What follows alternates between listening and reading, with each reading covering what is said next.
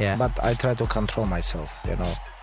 This like, okay, because I know everything, this what come to me, this is from God, you know.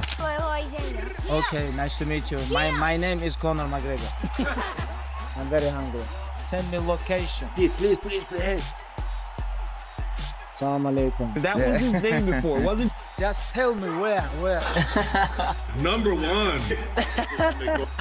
This is no joke. Where you at, boy?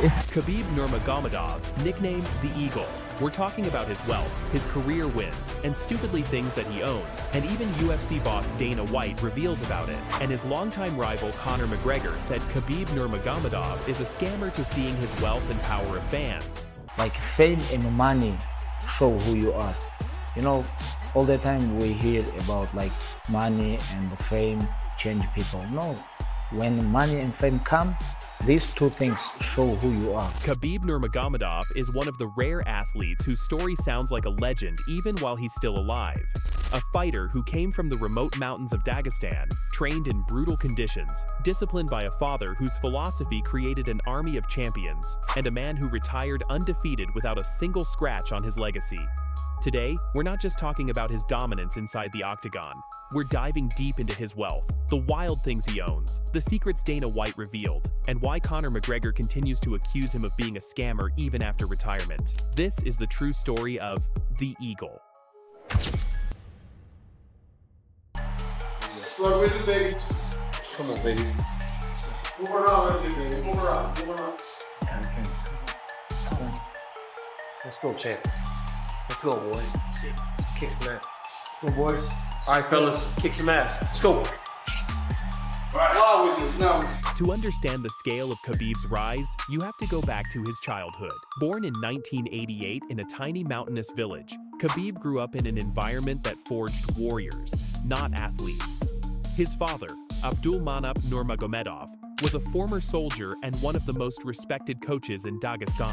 Training under him wasn't normal, it was survival. Khabib didn't wrestle other kids. He wrestled bears. He didn't run on a treadmill. He climbed mountains. His life wasn't about becoming famous. It was about becoming unbreakable. It was just beginning. I remember like when I was 20 years, I have like 5-6-0 in my MMA record. And I was thinking about, when I watch UFC, I see like they have a lot of people with bad records. And I was like, okay, I have 5-0. Why I cannot compete in UFC? And at that time, my dream pushed me, you know. And right now I'm here. You know, it's like after 12, 13 years, I'm already finished with my career. You know, time goes very fast. By the time he entered the UFC in 2012, he already had a perfect record. But the world didn't know what was coming. Khabib introduced a style that looked simple, but felt impossible to stop. His grappling was like a vice. Once he grabbed you, the fight wasn't yours anymore. He ragdolled elite athletes, champions, and knockout artists like they were amateurs. From Rafael dos Anjos to Edson Barboza, from Dustin Poirier to Justin Gaethje, every single opponent suffered the same suffocating fate. And of course, there was his most famous victory, Conor McGregor, a rivalry so personal it shook the MMA world. Khabib retired with a record of 29 wins and 0 losses, one of the most flawless careers in combat sports history. Not a single opponent beat him. Not a single judge's controversy. Not a single rematch was needed. A clean sweep of an entire division. That alone made him a legend. But what came after retirement turned him into something even bigger. Because once Khabib left the cage, his wealth exploded. Today, Khabib is one of the richest athletes to come out of the MMA world, and it didn't happen by accident. After retiring in 2020 at the peak of his fame, he shifted from fighter to global businessman. Sponsorship deals from the Middle East, cryptocurrency companies, sports brands, tourism authorities. Everyone wanted the undefeated champion as their face. His business empire spans gyms, fitness academies, cryptocurrency investments, and even his own MMA promotion, Eagle FC, backed by wealthy partners from Russia and Dubai. Khabib's net worth is often estimated in the tens of millions, but insiders believe the real number is far higher because of undisclosed private investments. And what he owns, that's where things get interesting. Khabib, despite his humble lifestyle, actually has access to luxuries that would surprise even his biggest fans. Private charter jets, high-end villas in Dubai, multiple real estate properties, a garage filled with luxury SUVs, and watches that cost more than some fighters' yearly salaries. Although he rarely flaunts it publicly, those close to him say Khabib enjoys traveling in private aircraft because of the intense global attention he receives. He has also partnered with massive brands in the UAE, allowing him access to private resorts, estates, and exclusive events that only billionaires are invited to. And this is where Dana White enters the story. Dana has repeatedly said that Khabib is one of the biggest international stars the UFC has ever had.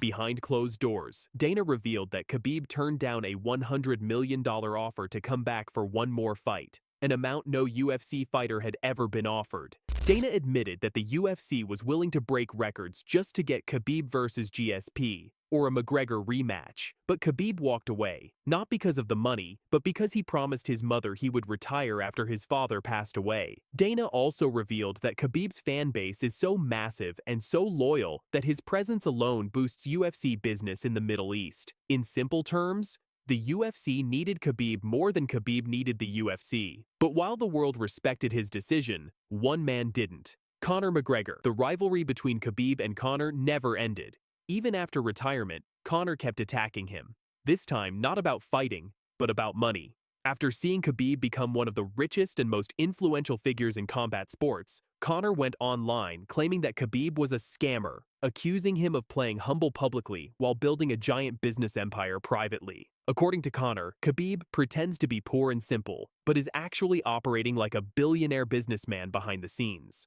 Fans reacted in two ways. Some laughed, saying Conor was jealous because Khabib retired undefeated and ended their rivalry forever. Others believed Conor's words were just another attempt to stay relevant, because deep down, Conor knows the truth. Khabib's power doesn't come from money. It comes from millions of fans who respect him for his discipline, morals, and the way he walked away without ever being defeated. Khabib, as always, didn't respond. That silence is what makes him so powerful. It frustrates his rivals and elevates his legacy. He doesn't need to argue, he doesn't need to clap back. His record, his character, and his impact do the talking. Today, Khabib influences more fighters than ever. He coaches champions like Islam Makhachev. He opens training facilities across the world, and he invests in youth sports to build the next generation of Dagestani warriors. His businesses continue to grow, his fame continues to rise, and his wealth continues to expand. But through it all, Khabib remains the same man he was in the mountains, disciplined, grounded, and true to his beliefs. The eagle may have retired from flying inside the octagon, but outside the cage, he's soaring higher than ever.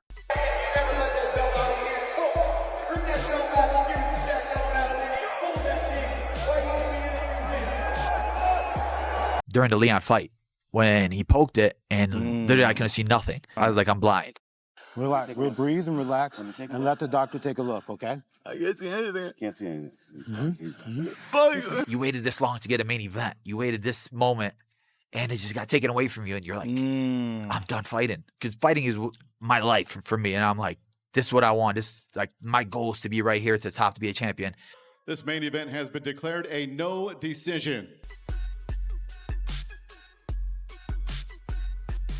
Former welterweight champion Belal Muhammad has just broken his silence and sent a serious warning to the UFC and Dana White following his devastating loss at UFC Qatar. What started as a routine post-fight statement has turned into a career-defining moment that could change the landscape of the welterweight division forever. UFC President Dana White has already responded on social media, and trust me, you're going to want to hear what he has to say. This story is developing by the hour, so let's break down everything you need to know. I'm gonna beat Belal this weekend. I'm gonna knock him out. But first, I gotta take Ian's head.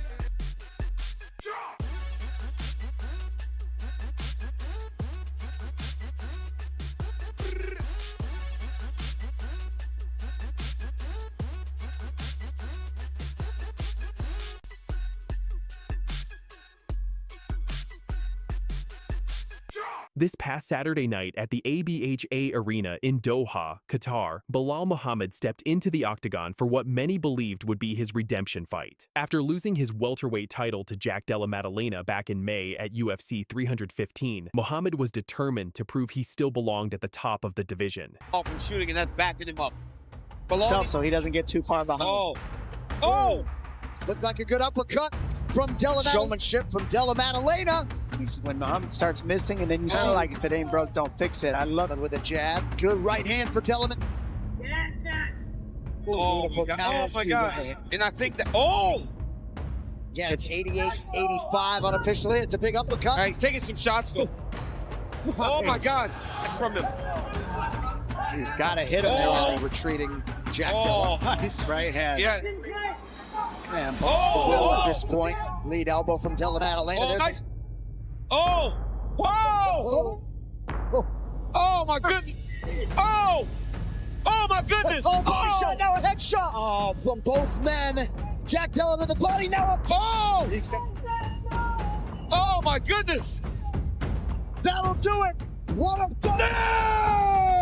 His opponent, the undefeated Irish standout Ian Machado Gaethje, a 28-year-old rising star with only one loss on his record and a skill set that's been turning heads across the MMA world. Good.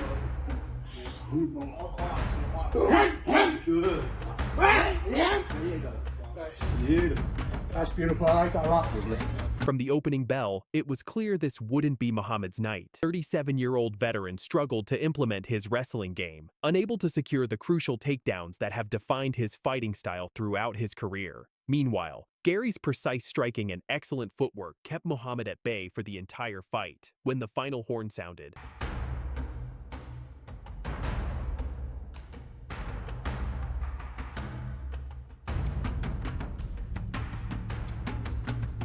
all three judges scored the bout in favor of Ian Machado Gaethje by unanimous decision. For Belal Muhammad, this marked something he'd never experienced before in his entire UFC career: back-to-back losses. His record now stands at 24-5, and suddenly, the fighter who once seemed destined for a long reign as champion finds himself at a crossroads.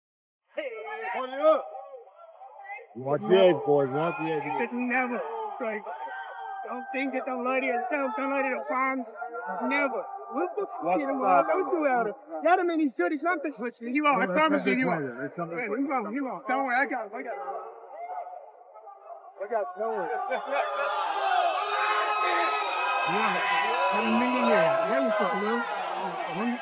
I'll wait till bounces. Don't worry. One more time. Number one. One more time. All time. And I'll talk to you all day tomorrow. My time. All day. Thank you. Good luck. In the hours following his defeat, Muhammad took to Instagram with a statement that has left the MMA community buzzing with speculation. While the post began with his characteristic grace and gratitude, reading, "Alhamdulillah for everything, I'm blessed to be here," it was what came next that caught everyone's attention. "We couldn't get it done. Thank you, Doha, for the memories. Thank you to my team and family and friends that are with me no matter what," Muhammad wrote. But then came the line that has everyone talking: "We have work to do." Now, on the surface, this might seem like standard post-fight reflection, but sources close to Muhammad's camp are suggesting there's much more to this statement than meets the eye. The phrase "work to do" has sparked intense debate about whether Muhammad is talking about training harder for his next fight or contemplating a completely different kind of work outside the octagon. At 37 years old, with consecutive losses to elite competition and a welterweight division that's more stacked than ever with young, hungry contenders like Michael Morales, Carlos Paredes, and of course Ian Gaethje, Muhammad is facing the toughest decision of his professional career.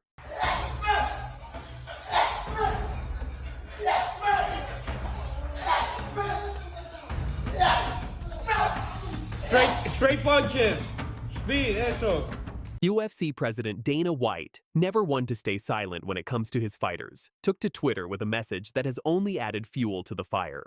According to our sources, White's tweet acknowledged Muhammad's incredible contributions to the sport while also leaving the door open for whatever decision the former champion needs to make.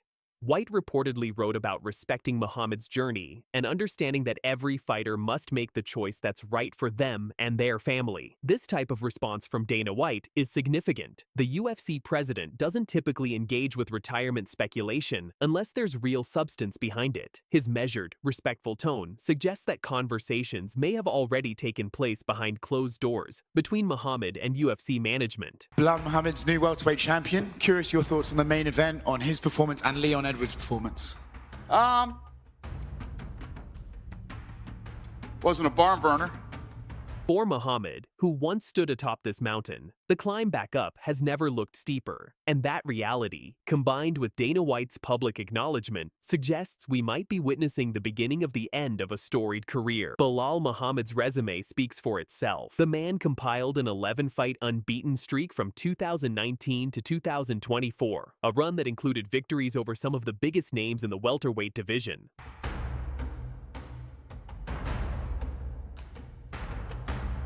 Leon Edwards, Gilbert Burns, Sean Brady, Vicente Luque, Stephen Thompson, Demian Maia. These aren't just wins, they're statement victories over former champions and title contenders. Muhammad didn't just beat these fighters. He dominated many of them with his relentless wrestling and incredible cardio. He earned his UFC welterweight championship through pure determination and skill, never backing down from a challenge and always showing up ready to compete. Even in defeat against Jack Della Maddalena, Muhammad displayed the heart of a warrior, and his loss to Ian Gary came against one of the sport's brightest young stars.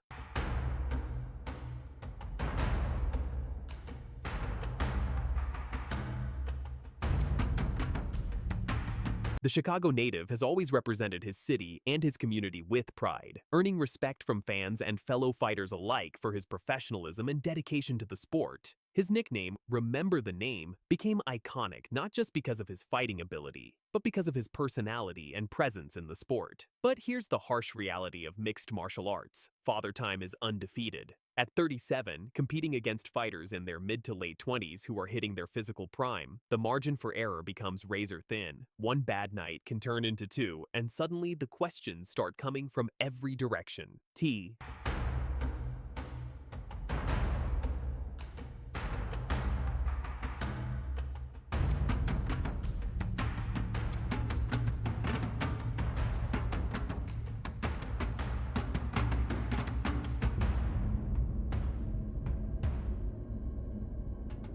There are essentially three paths forward for the former champion. Muhammad could choose to stay in the UFC and rebuild. A potential fight against Kamaru Usman, another veteran facing similar career questions, could serve as a high-profile reset. Both men need a win. Both have championship pedigree, and the fight makes sense from both a competitive and promotional standpoint. How you and Bilal make peace? I don't have beef with him. Some of the things that have been done, have been said, rubbed me a certain way where now I understand who you are, because that wasn't warranted. When I was a champ, did you ever hear me say something negative about Bilal? Did you ever hear me get on there and troll him online? Nothing, never. Seeing that when you get in a position of power or you get in a position of recognition, that's what you choose to do, that's where you are. I just take you how you are, and I take him as he is. I'm a man, you're a man. I don't have to be friends with you. You don't have to be friends with me. Correct. Stay in your place, I'll stay in my place. Are you a little bit disappointed that this week Ilya didn't seem to want to have anything to do with you? I mean, I didn't want to mention too much Ilya because I was focused on my fight.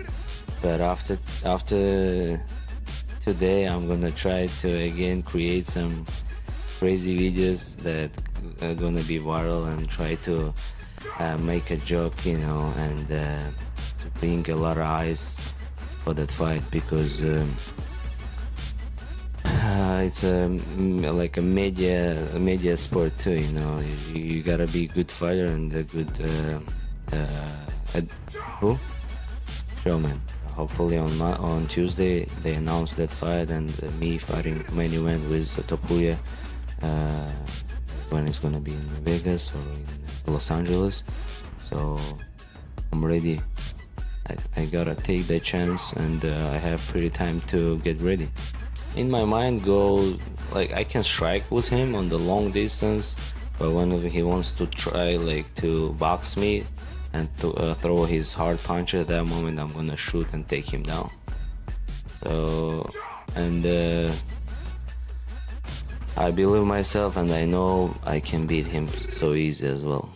Arman Tsarukyan just dominated Dan Hooker at UFC Qatar, and he's sending a crystal clear warning message to UFC lightweight champion Ilia Topuria. But here's where it gets spicy. Topuria fired back hard on social media, and this rivalry is heating up fast. UFC Qatar went down this past Saturday at the Ali bin Hamad Al Attiyah Arena in Doha, and the main event was absolutely stacked. We had the #1 ranked lightweight contender, Arman Tsarukyan, taking on the dangerous Dan Hooker in what many considered a title eliminator bout. Tsarukyan, and he submits the Hangman. Tsarukyan is back in contention. Now, Tsarukyan was coming off a long layoff. Remember, he was supposed to fight Islam Makhachev for the title back at UFC 311 in January, but a back injury on weigh-in day forced him out of that fight. That had to be devastating for him.